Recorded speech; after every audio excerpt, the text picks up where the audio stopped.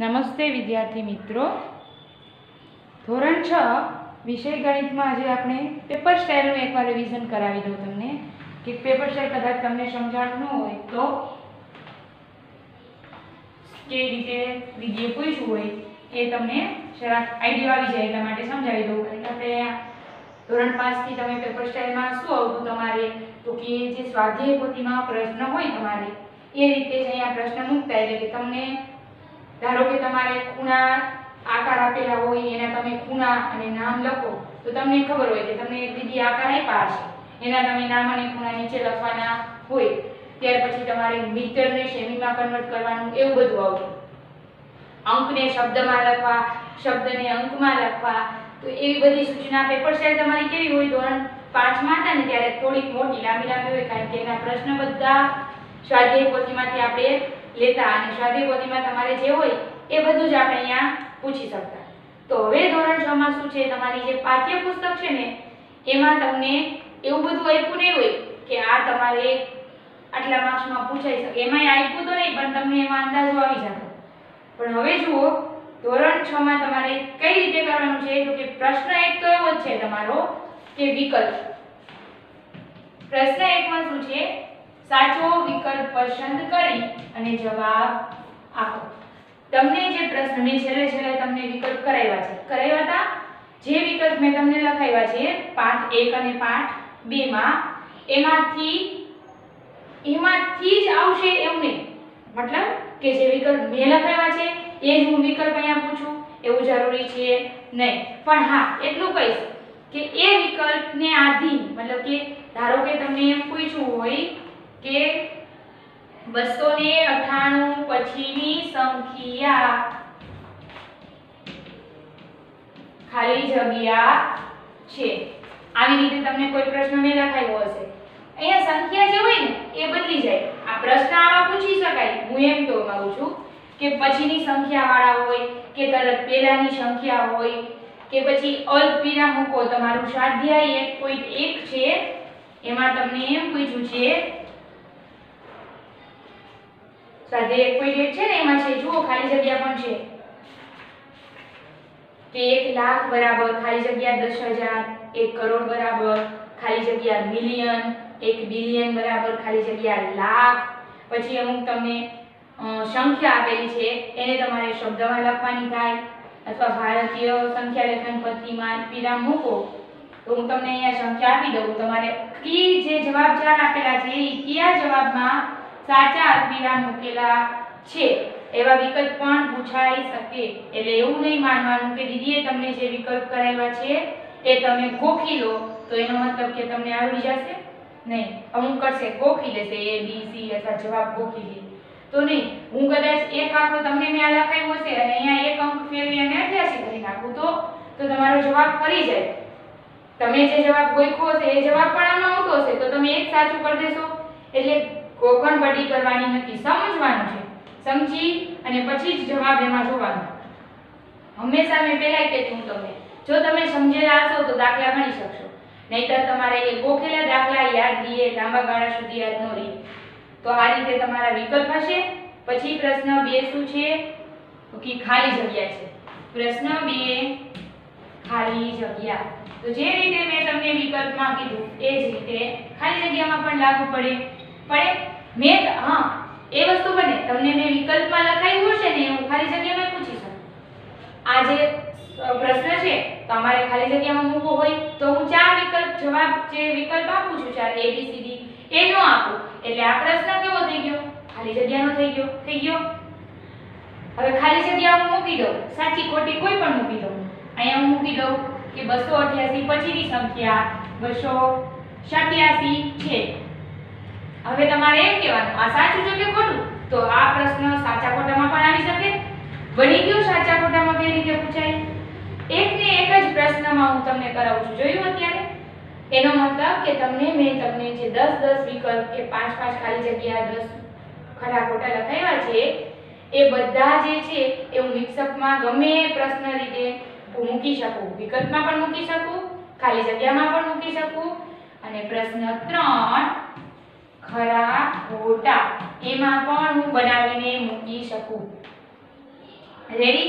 એટલે તમારે હા એ વિકલ્પ ખાલી જગ્યા જે મેં લખાવ્યા છે એ કરવાના ખરા, એનું રિવિઝન કરવાનું એકવાર, કારણ કે એના જેવા જ તમને હું અહીંયા પૂછીશ, એના જેવા જ એ જ પૂછું એવું ફરજિયાત નહીં, પણ એના જેવા હોઈ શકે.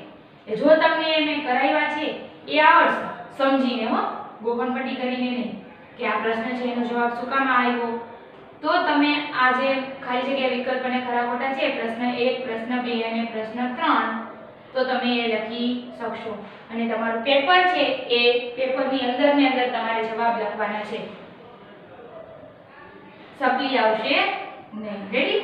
ત્યાર પછી જોઈએ તો કે પ્રશ્ન 4 માં એમ પૂછ્યું છે સૂચના મુજબ જવાબ આપો, કે પ્રશ્નોના જવાબ લખો. સૂચના મુજબ કીધું છે ને, મતલબ શું ખબર છે? તમે ધોરણ 6 માં સોરી 5 માં ભણતા ત્યારે વિગત પરથી પ્રશ્નોના જવાબ આવતા, એમાં તમને વિગત આપી હોય તમે પ્રશ્નોના જવાબ લખતા, પણ અહીંયા જે સૂચના આપી હોય ને એવા એની આધીન લખવાના. હવે ધારો કે તમને હું એમ આપી દઉં કે યોગ્ય રીતે અલ્પવિરામ મૂકો અને સંખ્યા લખો, પરનો પ્રશ્ન તો એ જ છે તમારો, પણ અહીંયા હું એમ આપી દઉં પેલું કે યોગ્ય રીતે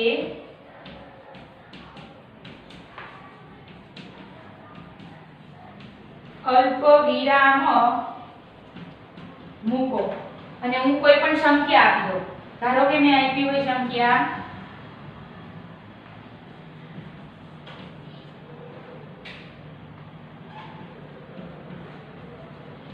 ચલો હવે આપણી ભારતીય પદ્ધતિ પ્રમાણે આ સંખ્યામાં અલ્પવિરામ મૂકવાનું મેં કીધું છે, તો અહીંયા આપણે ખબર છે કે 1, 2 અને 3 પછી આવે, 1, 2 પછી આવશે, 1, 2 પછી આવશે, ક્રમશઃ આ રીતે અલ્પવિરામ મૂકવાના આવે. તો તમારો જવાબ આટલો જ રહેશે. આ કહ્યું એટલે તમારો જવાબ પૂરો. અને એની નીચે તમને જુઓ એમાં મેં માર્ક્સ આપ્યા છે, 4 માર્ક્સ મૂકીશું છે, મતલબ કે અહીંયા કોઈ પણ 4 એવા પ્રશ્ન મૂકેલા હશે સૂચના મુજબ કરો, એના તમારે જવાબ લખવાના છે. તો આવું પણ આવી શકે, આવા હું 4 મૂકી દઉં, બીજો કોઈ દાખલો મૂકી દઉં આની જગ્યાએ, તો આ પૂછી શકાય. હવે તો કે તમારું જુઓ સ્વાધ્યાય 1.2 છે એમાં દાખલા કરો છે, ત્યાર પછી જુઓ સ્વાધ્યાય 1.3 જુઓ છે. પહેલો પ્રશ્ન છે કે સામાન્ય નિયમ વાપરી અને અંદાજ આપો, તો એ પણ અહીંયા હું મૂકી શકું. સૂચના મુજબ કરવામાં હું એવો પ્રશ્ન મૂકી દઉં, જો અહીંયા સ્ટાર જ કરું છું એટલે ખબર પડે કે એ જ આવે એવું જરૂરી નહીં. સામાન્ય નિયમ વાપરી નીચેનો અંદાજ મેળવો અથવા અંદાજ મેળવો. હવે તમને પ્રશ્ન આપી દીધો છે, હવે આવી રીતે રકમ આપી દઈએ 730 પ્લસ 998 આપી દીધી. સામાન્ય નિયમ વાપરી અને અંદાજ મેળવવાનો છે. આ દાખલો કઈ રીતે થાય? આવો દાખલો મેં અત્યારે એક મૂક્યો, આ દાખલો તમારો 2 માર્ક્સનો થઈ ગયો. હવે એવો બીજો દાખલો મૂકી દઉં, પણ સૂચના વાંચવાની. આ દાખલામાં શું કરવાનું છે તો કે સામાન્ય નિયમ વાપરી અને અંદાજ મેળવવાનો છે. હવે બીજું મેં જો એમ મૂક્યું હોય કે સામાન્ય નિયમનો ઉપયોગ કરીને ગુણાકાર અંદાજ મેળવો, તો તમારે અહીંયા જે સૂચના આપી છે એના આધારે ગુણાકાર કરી અને જવાબ મેળવવાનો રહે. એનો મતલબ સ્વાધ્યાય 1.3 માં જે દાખલા છે એમાંથી હું અહીંયા જે પ્રશ્ન વાંચ્યો હોય, મતલબ કે જે આ સૂચના છે એ વાંચવાની, શું પૂછ્યું છે એ જ તમારે કરવાનું રહેશે. રેડી? તો કે અહીંયા જુઓ તમને સામાન્ય નિયમનો અંદાજ વાપરીને કીધું છે, તો હવે આપણે વાપરી. ચાલો 730 છે એટલે તમે શું કરશો તો કે 730 ની રાઉન્ડ ફિગર એટલે કે 100 સુધીની આપણે સંખ્યા લઈ, નજીકની સંખ્યા, તો કઈ આવે કે 730 માં 100 સુધીની આશરે કિંમત કઈ આવશે?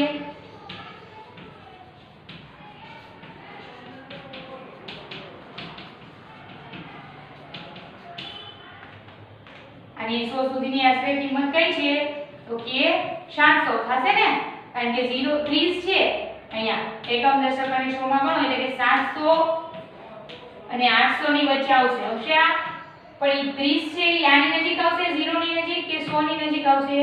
100 ની નજીક આવે તો 800 થઈ જાય, 0 ની નજીક આવે તો શું રહે? 700.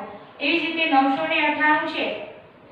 હવે એક બંનેની વચ્ચેની સંખ્યા છે તો કે 900 અને 1000 બંનેની સંખ્યા છે વચ્ચેની, તો કે 98 છે એટલે એ કેની નજીક આવશે? 100 ની નજીક. તો 100 ની નજીક એટલે 1000 ની નજીક થયું ને, કારણ કે 100 મતલબ 998 પછી તો 1000 જ આવવાના છે નીચે, તો એ નજીક કેનું થયું 1000. તો આનું રાઉન્ડ ફિગર શું થશે 1000. હવે તમે જે સરવાળો કરશો એ કેનો કરશો 700 + 1000, જવાબ શું આવશે 1700. આવા દાખલા આપણે કંઈક કર્યા હતા યાદ હોય તો, અને કદાચ તમને ભૂલાઈ ગયું હોય તો સ્વાધ્યાય 1.3 નો જે વિડિયો છે એ જોઈ લેવાનો, અને એમાં તમને બધા દાખલા મેં કરાવેલા જ છે, તો એમાંથી તમે કરી શકો. આ તો તમને ખ્યાલ આવે કે સામાન્ય સૂચના મુજબમાં કયા પ્રશ્ન પૂછાઈ શકે, તો કે આવી રીતે તમને જે સૂચના આપી હોય એના આધારે તમારે દાખલો કરવાનો રહે. હવે ત્યાર પછી એવા સૂચના મારા બીજા કયા સ્વાધ્યાયમાંથી હોઈ શકે, તો કે જુઓ એવી સૂચના આપી દો કે તરત પછીની સંખ્યા લખો, અથવા તરત પહેલાની સંખ્યા લખો. કોઈ પણ 4 સંખ્યા મૂકી દો, 4 માર્ક્સ આપી દેવાના રહે ને મારે, 4 માર્ક્સ જો સાચું પડે તો 4 4 સાચા. ત્યાર પછી જુઓ જો એ પેજ નંબર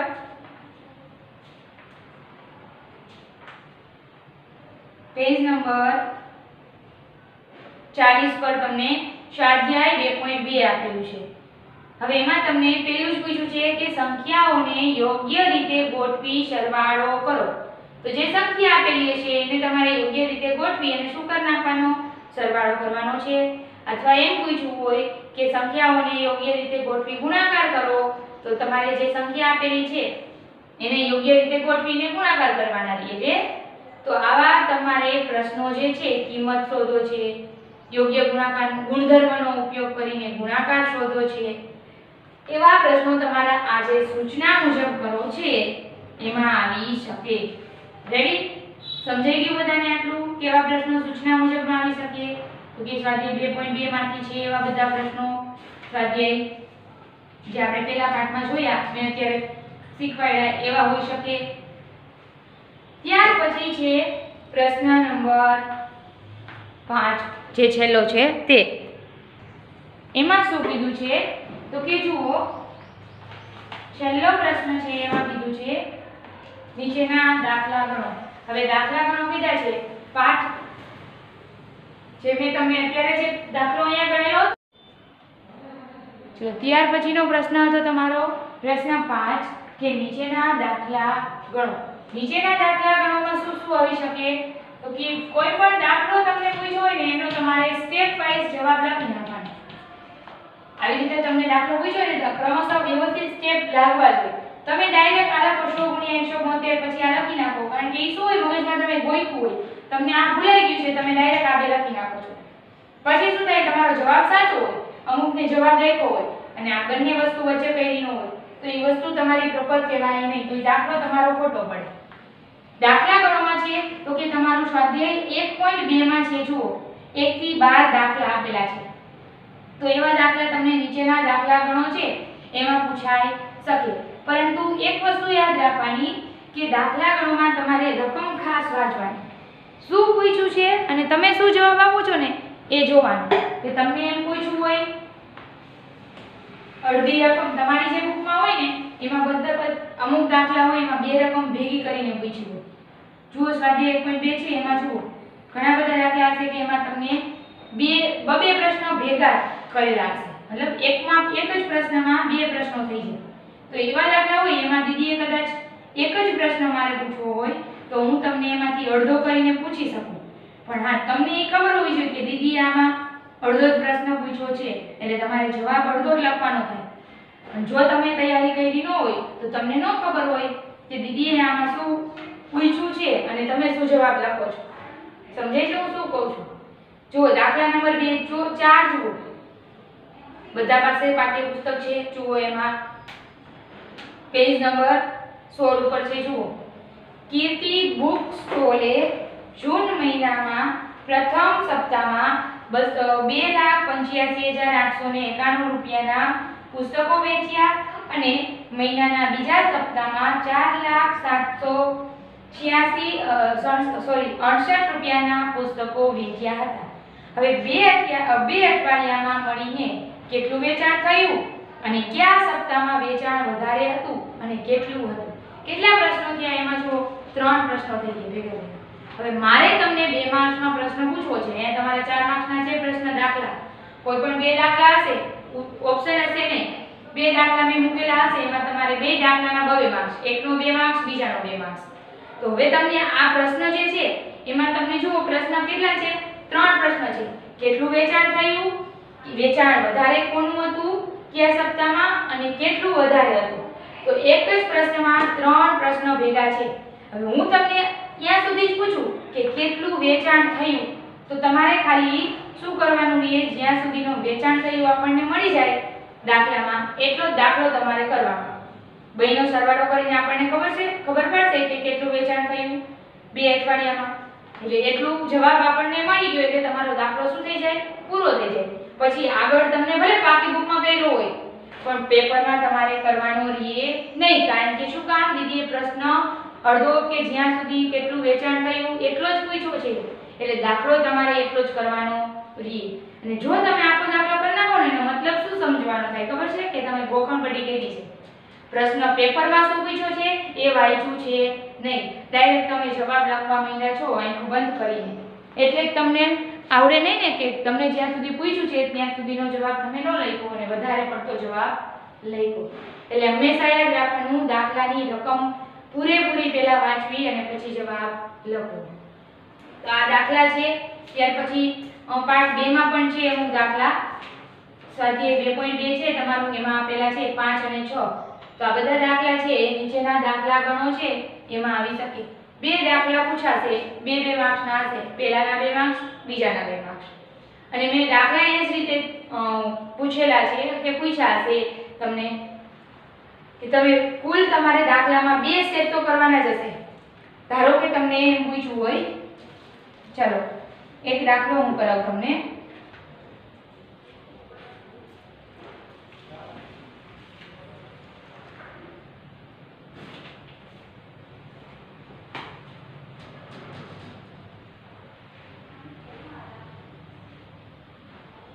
सात नंबर नो दाखलो छे के 5 नंबर नो आपणे करीए. चलो के 5 6 2 7 स्वाध्याय जो तमारे स्वाध्याय 1.2 માં આપેલો છે 5 નંબર નો દાખલો.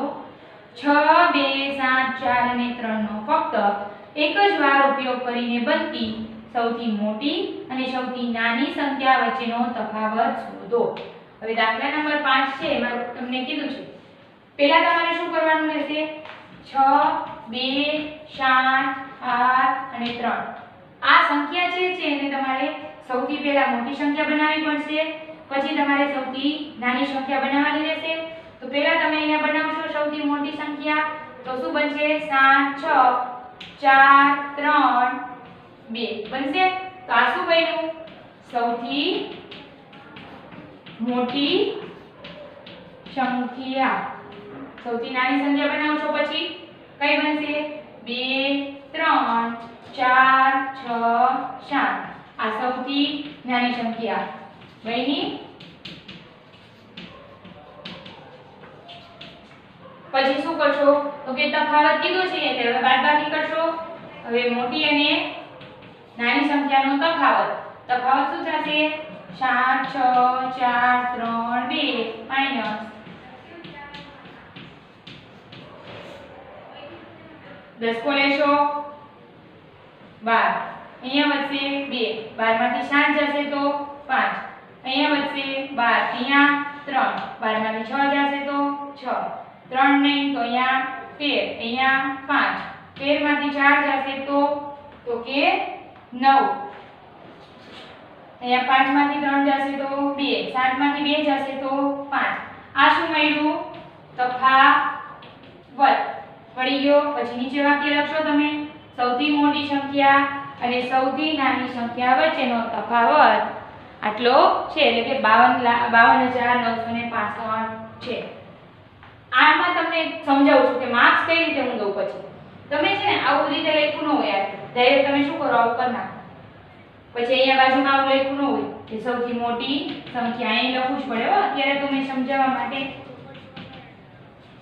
અને અહીંયા લખવું પડે સૌથી નાની સંખ્યા. મેં તમને બાકી બુકમાં તો કરાવ્યું છે. એવી રીતે કરશો એટલે ચાલશે, પણ જુઓ આવા દાખલા હોય ત્યારે તમારે આ રીતે સ્ટેપ વાઇઝ જવું પડે. પહેલા તમારે આ રીતે બે સંખ્યા શોધવી પડે, પછી તફાવત લખવો પડે. મેં 2 માર્ક્સમાં દાખલો પૂછ્યો અને તમે ડાયરેક્ટ શું કરો, અમુક લોકો કાંઈ લખે છે નહીં, ડાયરેક્ટ આ બાદબાકી આટલી દર્શાવો. આ બધું કાંઈ ન હોય, આટલું બાદબાકી લખી નાખે આ જવાબ લ્યો. તો આટલો મારે દાખલામાં તમને શું કરું, 2 માર્ક્સ આપવા કેવો મુશ્કેલ પડે તમને ચેક કરવામાં, વિચારો છો. નહીં તમારો જવાબ સાચો તો મારે ખોટો પણ ન પાડી શકું અને સાચો પણ ન પાડી શકું, કારણ કે આ વ્યવસ્થિત લખાણ કરેલું હોય નહીં દાખલામાં, તો એ દાખલો કહેવાય ન કહેવાય.